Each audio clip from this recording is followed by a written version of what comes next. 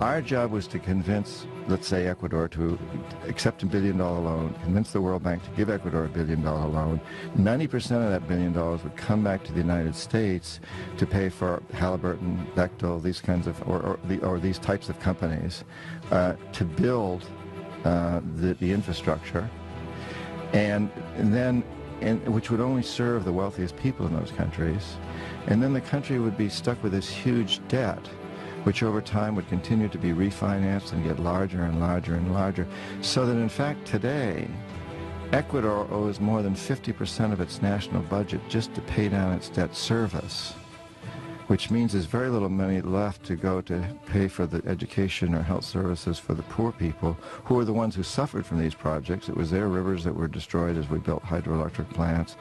It was their land that was destroyed, and while a few of their people got wealthy, as a few of ours did. So now they're saddled with this incredible debt that they can't possibly pay. And so we go in and demand our pound of flesh, very much like the mafia. That's why we called ourselves hitmen. So today, for example, this is actually what's happened in Ecuador. And today, we need Ecuador's oil. We need the oil from this Amazon area where these indigenous people live that I work with as a Peace Corps volunteer. And we tell Ecuador, since you can't pay off your loans, what you need to do is turn over your Amazon to our oil companies. And that's what they're doing. And the indigenous people there, the ones I work with now, have basically declared war. They said, we're not allowing these oil companies to come in. We're going to fight to the very last man if we have to. It's a terrible situation, and what it is all about is building empire.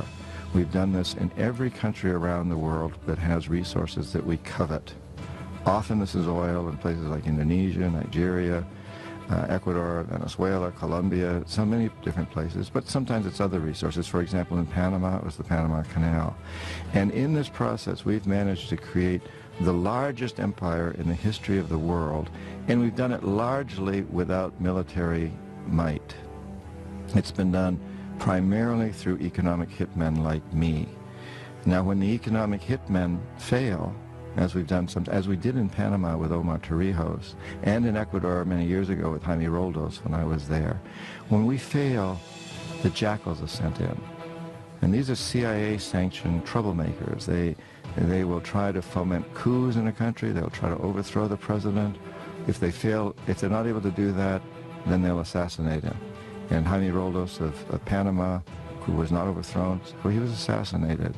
And Omar Torrijos, Jaime Roldos of Ecuador, Omar Torrijos of Panama, the same thing happened. We economic hitmen failed, the jackals went in and assassinated these presidents. It happened with Allende in Chile, Arbenz in Guatemala, and it's part of what Vietnam was about.